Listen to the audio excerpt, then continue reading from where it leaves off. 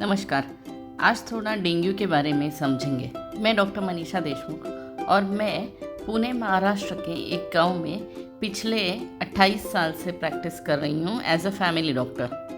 पिछले 30 से 50 सालों में डेंगू के पेशेंट बहुत बढ़ रहे हैं।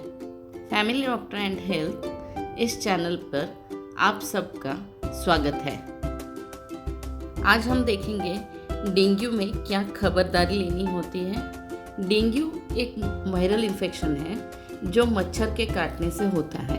उस मच्छर का नाम एडिस इजिप्टी है और इसकी इन्फॉर्मेशन जो रिसर्च करते हैं उनके लिए ज़रूरी है।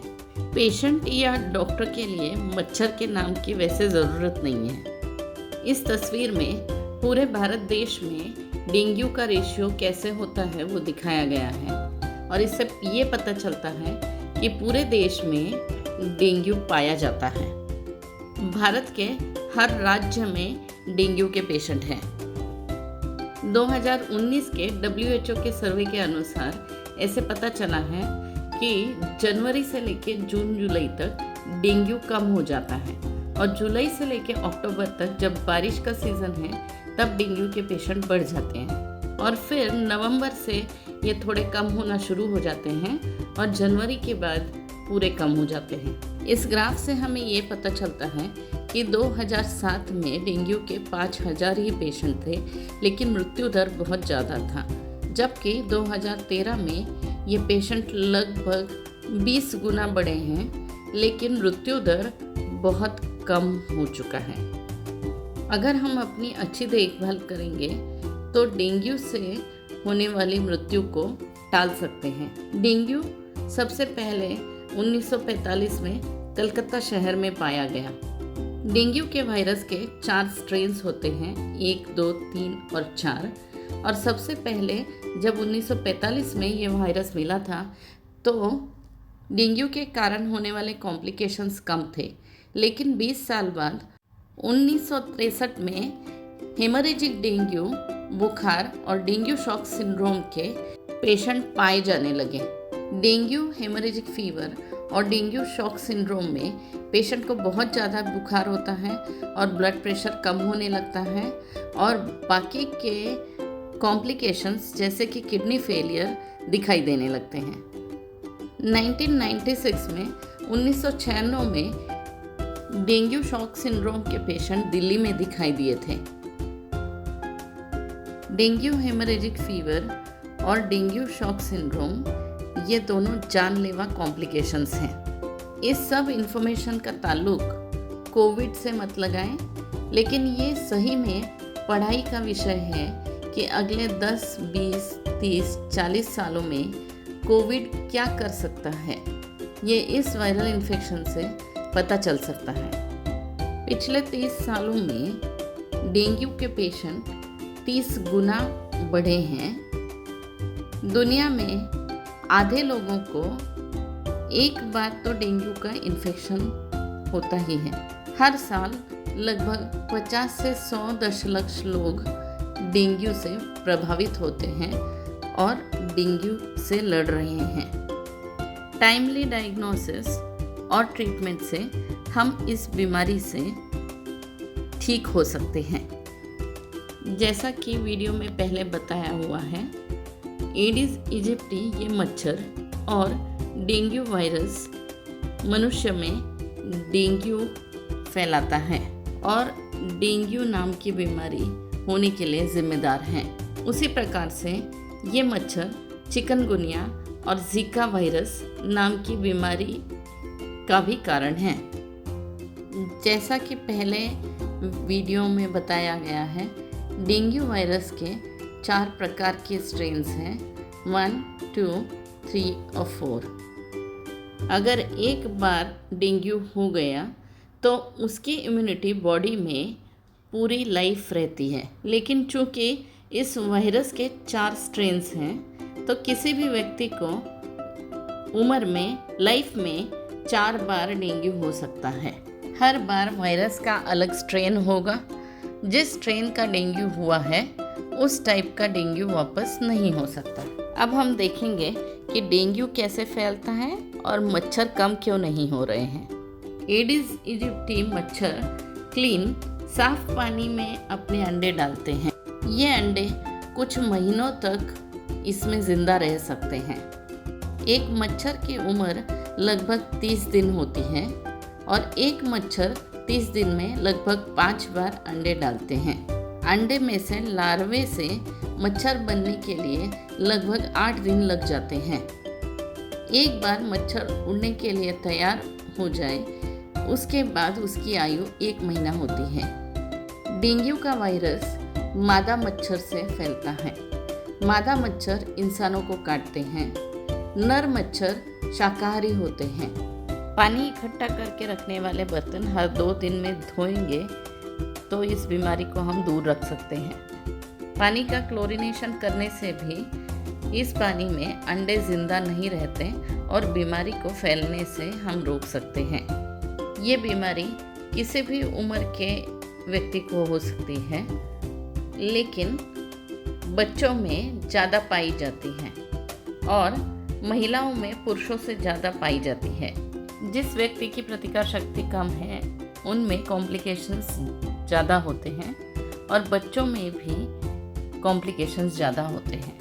किसी भी व्यक्ति को मच्छर काटने के बाद कम से कम 10 दिन लग जाते हैं लक्षण दिखने में। इसे इंक्यूबेशन पीरियड कहा जाता है। इंक्यूबेशन पीरियड 3 से 14 दिनों का होता है। मच्छर डेंगू से प्रभावित इंसान को काटने के बाद पानी में अंडे देगा। उस अंडे में से निकला हुआ नया मच्छर फिर दूसरे व्यक्ति को डेंगू फैलाएगा। डेंगू फैलाने वाला मच्छर दिन में काटता है और ये मच्छर बहुत ज़्यादा ऊंचाई तक उड़ नहीं सकता। यहाँ घर के अंदर और बाहर किसी भी पानी में बढ़ सकता है। यह मच्छर बार बार काटता है। इस मच्छर के अंडे बिना पानी के भी 1 साल तक जिंदा रहते हैं। अब हम देखेंगे इस बीमारी के लक्षण क्या होते हैं। डेंगू में 3 से 7 दिनों तक बुखार रहता है, सर दर्द रहता है, बहुत ज़्यादा थकान रहती है, बदन दर्द, जोड़ों में दर्द, कुछ खाने की इच्छा नहीं, उल्टी जैसे लक्षण, एसिडिटी और कभी कभी दस्त भी हो सकते हैं। डेंगू के बहुत से पेशेंट आँखों के पीछे दर्द है ऐसा बताते हैं। अगर इनमें से कोई भी लक्षण हो तो नज़रअंदाज नहीं करना चाहिए। डेंगू के वार्निंग साइंस मतलब किन लक्षणों को बहुत ध्यान देने की ज़रूरत है।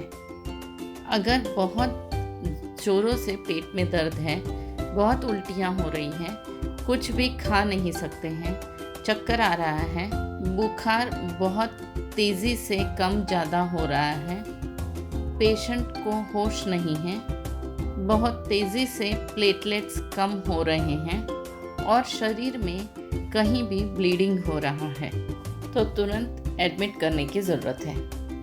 डेंगू 7 से 10 दिनों में अपने आप ठीक होने वाले बीमारियों में से एक बीमारी है। तो इसके लिए क्या करना ज़रूरी है? इसके ट्रीटमेंट में 13 मुद्दे ज़रूरी हैं। पहला बेड रेस्ट, दूसरा बेड रेस्ट, तीसरा बेड रेस्ट, चौथा बेड रेस्ट, 5वां बेड रेस्ट, छठा बेड रेस्ट, 7वां बेड रेस्ट, 8वां बेड रेस्ट, 9वां बेड रेस्ट और 10वां भी बेड रेस्ट। इतनी बेड रेस्ट क्यों इम्पोर्टेंट है? एक रूम से दूसरे रूम में जाने से भी 10,000 से प्लेटलेट कम हो जाते हैं। नहाने से भी प्लेटलेट कम हो जाते हैं। पूरा आराम करिए। आप जहां आराम कर रहे हैं वह जगह, वह रूम साफ़ सुथरी रखें। किताबें पढ़ें, मूवीज़ देखिए। सिर्फ आराम करेंगे तो ठीक हो जाएंगे? नहीं, हमारे शरीर में डिहाइड्रेशन न हो इसकी खबरदारी लेने की ज़रूरत है। पानी पीते रहें। दिन में कम से कम 1 नारियल पानी पिए, 1 ORS का 1 लीटर पानी पिए, नींबू शरबत पिए, फलों का जूस पिए। फलों का जूस पानी में बनाना है, उसमें दूध मिक्स नहीं करना है। दिन में कम से कम 3 फल खाएं। इसमें संतरा, मौसम्बी, अमरूद, केला, चीकू, पपीता, तरबूज, खरबूज इस प्रकार के फल खाएं। जो फल आपके नाना नानी दादा दादी ने खाए हैं उससे ही आपके प्लेटलेट्स बढ़ेंगे। दिन में 2 से 3 बार कम तीखा खाना खाएं और घर पे बना हुआ खाना खाएं। हो सके तो बुखार कम होने तक नॉनवेज, मटन, मांस, मच्छी न खाएं और चने की दाल न खाएं। खाना कम तीखा होना चाहिए और टेस्टी होना चाहिए। दिन भर में 1 नींबू खाएं और आंवला कैंडी के 6 टुकड़े खाएं। दवाई डॉक्टर ही डिसाइड करेंगे। ज़्यादा से ज़्यादा आप खुद से पैरासीटामोल बुखार के लिए ले सकते हैं। आपके फैमिली डॉक्टर ने बताए हुए हर बात को फॉलो करें और कोई भी डाउट होगा तो उनसे संपर्क करें। डॉक्टर की बताई हुई सूचनाएं श्रद्धा से फॉलो करें, अंधश्रद्धा से नहीं। डेंगू अपने आप ठीक होने वाली बीमारी है, मतलब डॉक्टर के पास जाना नहीं, ये गलत है। आपके फैमिली डॉक्टर आपके स्वास्थ्य का ख्याल रखेंगे और ब्लड प्रेशर पर भी उनका ध्यान रहेगा। ओन योर रिस्पॉन्सिबिलिटी, अपनी जिम्मेदारी पहचानिए। बीमारी को दूर रखने की जिम्मेदारी, बीमारी होने के बाद जल्दी ठीक होने की जिम्मेदारी। आपके फैमिली डॉक्टर निश्चित आपको करेक्ट सलाह देंगे। आपने भी जागरूक रहना इम्पॉर्टेंट है और आपके फैमिली डॉक्टर के संपर्क में रहना भी इम्पॉर्टेंट है। सुरक्षित रहें, स्वस्थ रहें, खुश रहें।